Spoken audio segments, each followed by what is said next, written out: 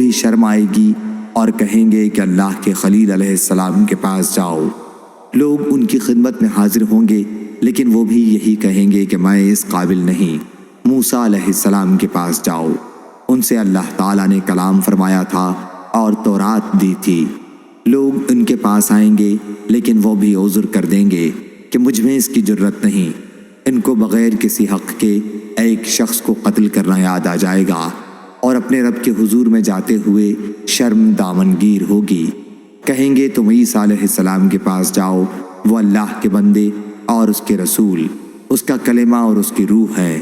لیکن عیسیٰ علیہ السلام بھی یہی کہیں گے کہ مجھ میں اس کی ہمت نہیں، تم حضرت محمد صلی اللہ علیہ وسلم کے پاس جاؤ، وہ اللہ کے مقبول بندے ہیں اور اللہ نے ان کے تمام اگلے اور پچھلے گناہ معاف کر دیے ہیں۔ چنانچہ لوگ میرے پاس آئیں گے، میں ان کے ساتھ جاؤں گا اور اپنے رب سے اجازت چاہوں گا، مجھے اجازت مل جائے گی، پھر میں اپنے رب کو دیکھتے ہی سجدے میں گر پڑوں گا، اور جب تک اللہ چاہے گا میں سجدے میں رہوں گا۔ پھر مجھ سے کہا جائے گا اپنا سر اٹھاؤ اور جو چاہو مانگو تمہیں دیا جائے گا، جو چاہو کہو تمہاری بات سنی جائے گی، شفاعت کرو تمہاری شفاعت قبول کی جائے گی۔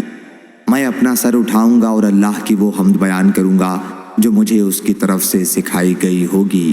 اس کے بعد شفاعت کروں گا اور میرے لیے ایک حد مقرر کر دی جائے گی، میں انہیں جنت میں داخل کراؤں گا، اور پھر جب واپس آؤں گا تو اپنے رب کو پہلے کی طرح دیکھوں گا اور شفاعت کروں گا۔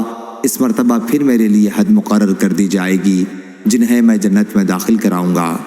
چوتھی مرتبہ جب میں واپس آؤں گا تو عرض کروں گا کہ جہنم میں ان لوگوں کے سوا اور کوئی اب باقی نہیں رہا جنہیں قرآن نے ہمیشہ کے لیے جہنم میں رہنا ضروری قرار دیا ہے۔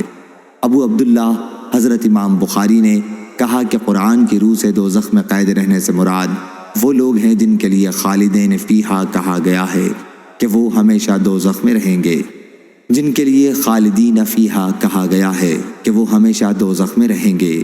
صحیح بخاری حدیث نمبر 4476۔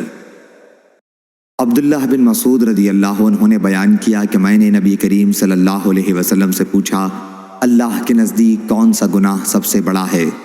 فرمایا یہ کہ تم اللہ کے ساتھ کسی کو برابر ٹھہراؤ، حالانکہ اللہ ہی نے تم کو پیدا کیا ہے۔ میں نے عرض کیا یہ تو واقعی سب سے بڑا گناہ ہے، پھر اس کے بعد کون سا گناہ سب سے بڑا ہے؟ فرمایا یہ کہ تم اپنی اولاد کو اس خوف سے مار ڈالو کہ وہ تمہارے ساتھ کھائیں گے۔ میں نے پوچھا اور اس کے بعد؟ فرمایا یہ کہ تم اپنے پڑوسی کی عورت سے زنا کرو۔ صحیح بخاری حدیث نمبر 4477۔